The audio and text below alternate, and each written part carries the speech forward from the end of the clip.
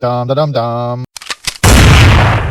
Hey guys, Sean here, MCS 468, Drinkmate CO2, 14-inch Lion Claw, and a shimmed magazine. So, with one solution creates another problem. Wish I could show them all to you, but time is obviously not on my side sometimes. So I want to test this Drinkmate today in the 468. My wife phoned me and said, your bottle is hissing on the table. It's not going to blow up, hiss it. And I said, no, I'll just put it in the garage. It turns out I didn't tighten this brass valve on tight enough and it started to leak. So here we go. I'm jamming it in, see if there's some CO2 left. So I put the 14-inch Lion Claw to give CO2 its best chance. I have an upgraded velocity spring in this. And the reason I haven't shared that yet is because I was having an issue with the trigger reset. Let's just make sure there's nothing in this.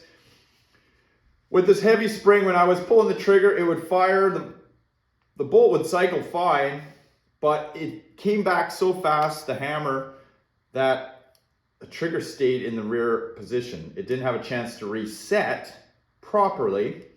And if you paid close attention to the last video, you can hear this audible click in the background, and that is me flicking the trigger forward. So, solution, go to a lighter spring, dial the velocity back, essentially reducing the tension, or the solution found itself while the marker was waiting for parts, and that was, I left it cocked, the spring broke in a little bit, and essentially it is not as difficult to charge anymore, which also slowed that reset just enough that the trigger can catch up. But this marker that has been invincible to me with shaped projectiles suddenly started to flip. And I do blame that on all the extra air that I'm jamming through it now, and those rounds are bouncing inside the magazine. So, you remember I doubled up the spring in here. Actually, that's not the magazine. There is the magazine, there it is. I doubled up the spring, that didn't work. It was too much tension. I tried adding another spring in between. I mean, ideally, yeah, I'd love to have the perfect length spring in here because that's just the way I am. But in the short term, I just took those same projectiles. You could use balls, you could use what have you that fits, and essentially I flipped them on the other side of the spring. So you can see them there. It's not an illusion. I'm not shooting the rounds like that. That's just a shim. So there's 5 of those stacked right there.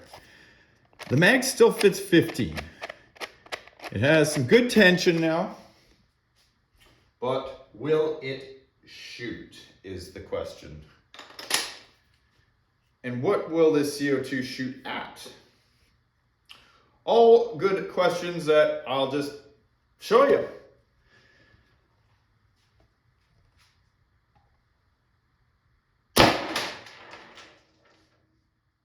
$408. Now, I don't know how much CO2 is left in this. I didn't even know there was going to be any in it.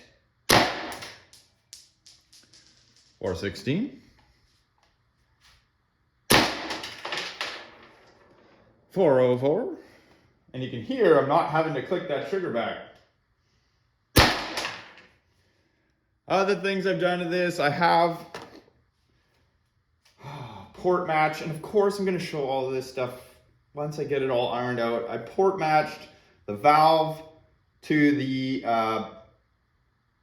body O-ring. I also put a chubbier O-ring in there to make a better seal.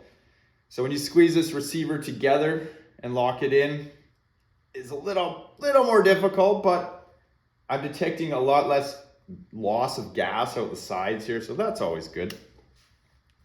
But enough of that, let's see if this thing jams on me. I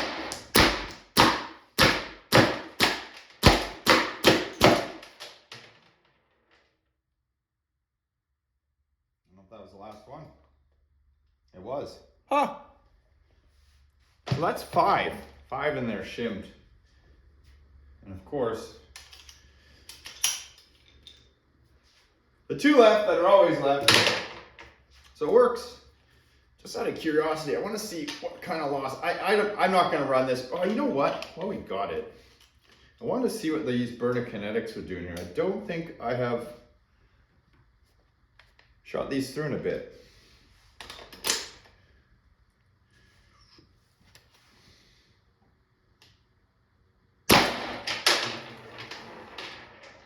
$390. That's weird. They're slower.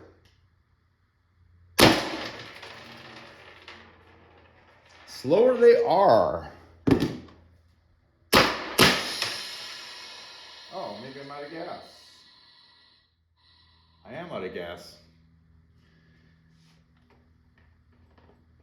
Well, this definitely leaked today then, because I only put a few through it on the spider. Well, tell you what. I got my 1100. I don't know how much is left in there.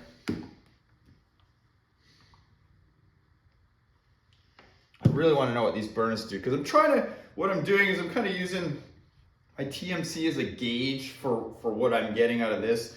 TMC, I'm running a 14-inch line claw, and you know, I can see upwards of 500 feet per second with a burner kinetic. So I feel like when I get to that point, I'm probably maxed out on this thing. So this is 1100 PSI. Burner kinetics.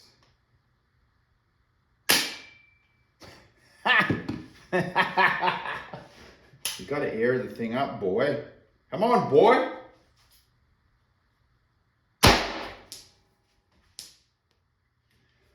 Let me reload that mag. I didn't fill it up, but I just want to see the numbers. Oh. Hey, yeah, 474. Wow. I'm close then. I'm very close. 476.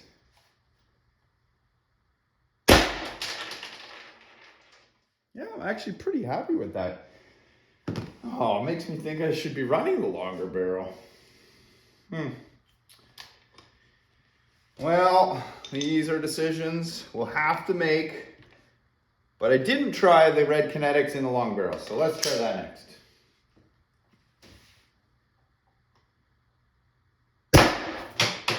Yeah, 450. 450. 448.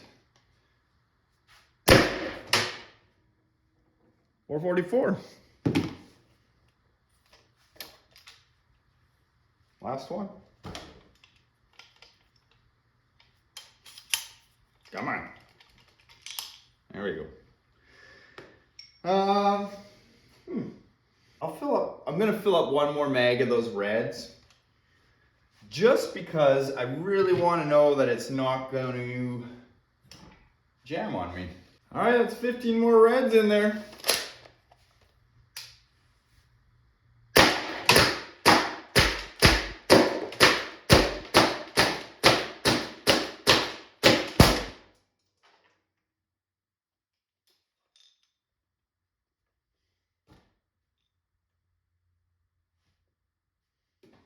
That's all of them. And that is all the update I got for you. I'll share more information as, you know, I iron out the details. See ya.